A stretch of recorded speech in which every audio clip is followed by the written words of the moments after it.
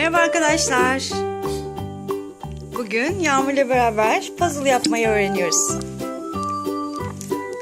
Yağmur başlamış bile.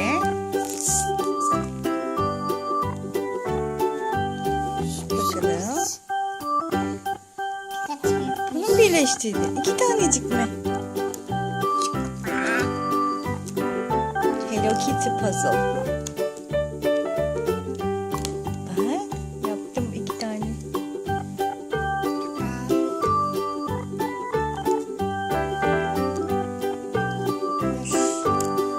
Yanlış olmuş kızım. O olmamış. Yok olmamış o.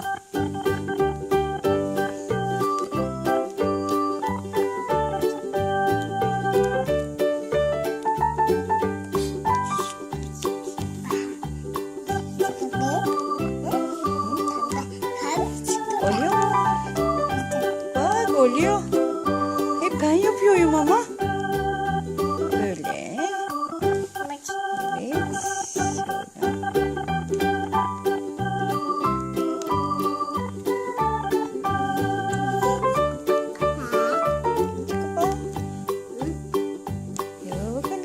Kızım.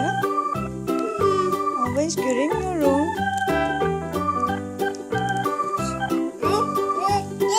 Çok karışık. Bakalım.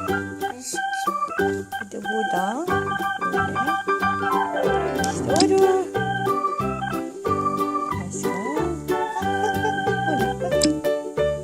Şurada kızım. Şurada.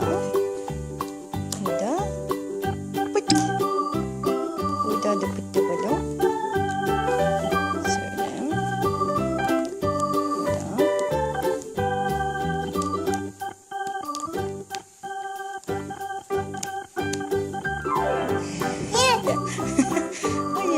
Hayır Minoş, o onu değil.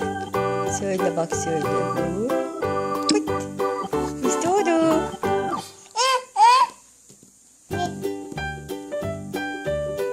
Nerenin buraya?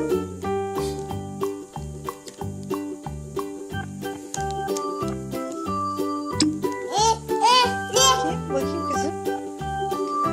Pıt bu da. Tamam. Şöyle yapalım. Şöyle. Ver bakayım. Ver bakalım.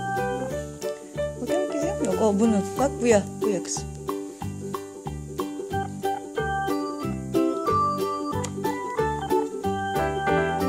Evet. Aferin. Bozulacak. Bozuldu. Bunda. Dedap Yağmur şuradan. Bak şurada kızım. Şuradan. Buradan alalım. Ay gelmiyor. Ay bunları alamıyorum. Şuradan bakayım. Nerede bu? Burada. Bak şurada bak kızım. Bak şuradan. Pıt. Bunu yapalım. Ay değil. Dur. Oraya değil kızım. Neredesin? Burada. Pıt. Aha oluyor gördün mü? Bunu da koyalım. Pıt.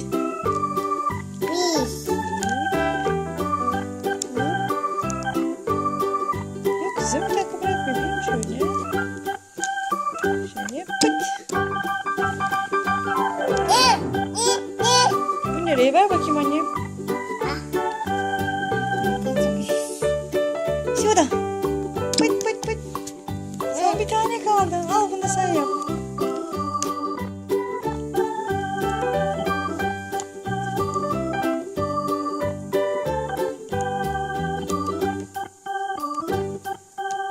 Aferin sana. Olmadı kızım. Oluyor. Bak oldu işte. Alkış.